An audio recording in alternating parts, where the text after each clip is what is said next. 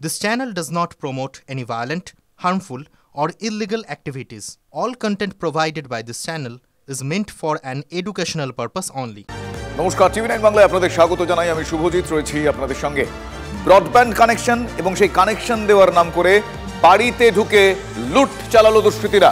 আবারও দুষ্কৃতীদের soft target একাকী বৃদ্ধা। সল্টলেকের ঘটনা, সল্টলেকের পূর্বাচলের বাসিন্দা অবসরপ্রাপ্ত এক প্রধান শিক্ষিকার দাবি, গতকাল ব্রডব্যান্ডের কানেকশন দেওয়ার নাম করে তাঁর বাড়িতে আসেন দুজন। ঘরে ঢুকে বৃদ্ধার গলা টিপে ধরে এক দুষ্কৃতী, আরেকজন ইঞ্জেকশন দিতেই তিনি সংজ্ঞা হারান। আর সেই সুযোগে বৃদ্ধার বাড়ি থেকে 2,80,000 টাকার গয়না, নগদ কয়েক হাজার টাকা লুট করে দুষ্কৃতীরা পালায়। এই মুহূর্তে আমার সহকর্মী রঞ্জিত রয়েছেন আমার সঙ্গে টেলিফোন লাইনে। রঞ্জিত, এই খবরের পর এখনো পর্যন্ত কিছু কিনারা করা গিয়েছে?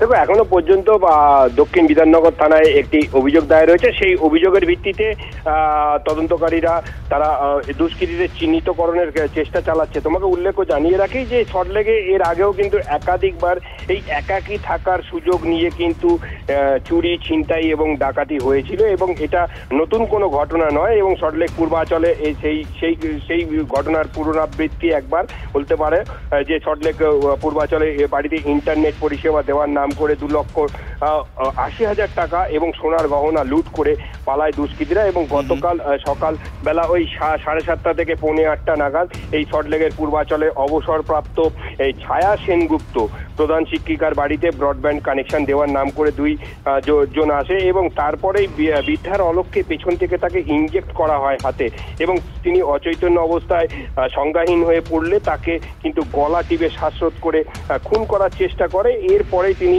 মাটিতে লুটিয়ে পড়ে। এরপরেই দুষ্কৃতীরা তার ঘরের সমস্ত জিনিস লণ্ডভণ্ড করে সোনার গহনা, নগদ টাকা নিয়ে চম্পট দেয়। কিন্তু এই ঘটনায় যে সল্টলেকের নিরাপত্তা ব্যবস্থা নিয়ে কিন্তু এর আগেও একাধিকবার প্রশ্ন উঠেছিল। একাধিক জায়গায় কিন্তু সিসিটিভি রয়েছে। সেই সিসিটিভি কিন্তু এই মুহূর্তে যে সিসিটিভি দেখে যে সিসিটিভি ফুটেজ লোকেট করে পুলিশ কিছু করতে পারে কিনা সেদিকে আমাদের অবশ্যই নজর থাকবে। কিন্তু একই জায়গায় বারবার এই ধরনের ঘটনা ঘটায় সল্টলেক বিধাননগর এলাকায় নিরাপত্তা নিয়ে প্রশ্ন উঠছে। কি বলেছেন যিনি এই পরিস্থিতির শিকার, সেই বৃদ্ধা, শোনাবো আপনাদের। ইন্টারনেটটা আমার খারাপ হয়েছিল, ইন্টারনেটে সারাবার জন্য লোক ঢুকেছিল। হ্যাঁ, সেই ইন্টারনেটের লোকটাকে চিনি, আমি শুভঙ্করকে চিনতে পারিনি। আমার বর যখন প্রথম অসুস্থ হলো তখনও 4-5 দিন ছিল, কিন্তু খালি রেখে রেখে চলে যেতে করতো, ওই জন্যকে তাড়িয়ে দেওয়া হয়েছিল। সেই রাগে বোধহয় আর কেউ জানিয়েছে যে উনি মারা গেছেন, আমার হাজবেন্ড, তাই জন্য আমাকে কালকে অ্যাটাকটা করেছিল। শুভঙ্কর মুখার্জি। এ আমার বরকে দেখাশোনা করতো।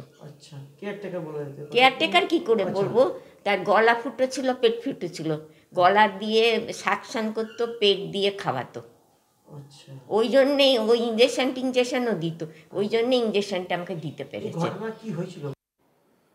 সল্টলেকের ছবি আপনাদের দেখাচ্ছিলাম, এবং পাশাপাশি দেগঙ্গার ডাকাতির ছবিটা একবার দেখুন। আগ্নেয়াস্ত্র ঠেকিয়ে পরপর 2টি বাড়িতে দুঃসাহসিক ডাকাতি। গতকাল ভর সন্ধ্যায় দেগঙ্গার কলাপোলে দুষ্কৃতী হানা, 2টি মোটর বাইকে চেপে 8 জন দুষ্কৃতী হানা দেয়। বাড়ির লোকেদের ভয় দেখিয়ে হাত পা বেঁধে প্রায় 1 ঘন্টা ধরে লুটপাট চলে।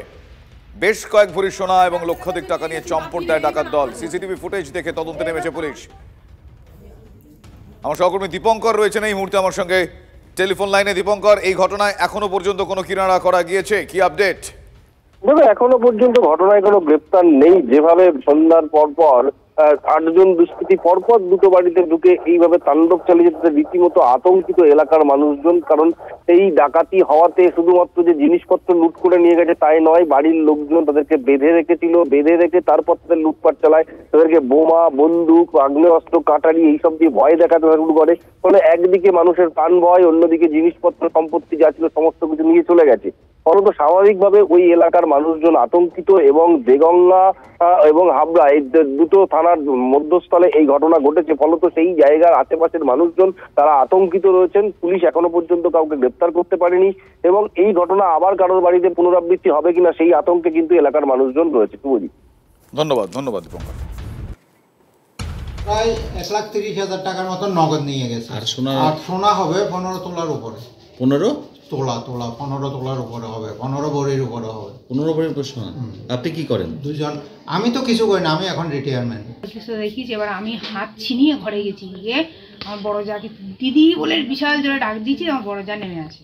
বড় যা নেমে এসছে, এবার দুজনকে ধরে পিস্তল দাটা দেখিয়েছে, দেখিয়ে আমাদের এই ঘরে খাটে বসিয়ে দিয়েছে। করে এবার যে হাতে সোনার আসতো কানের মানে ছিল খুলে নিয়েছে, আর বলছে ইয়ে দে, চাবি দে, নাহলে যা পিস্তল ধরেছে মেরে দেবো।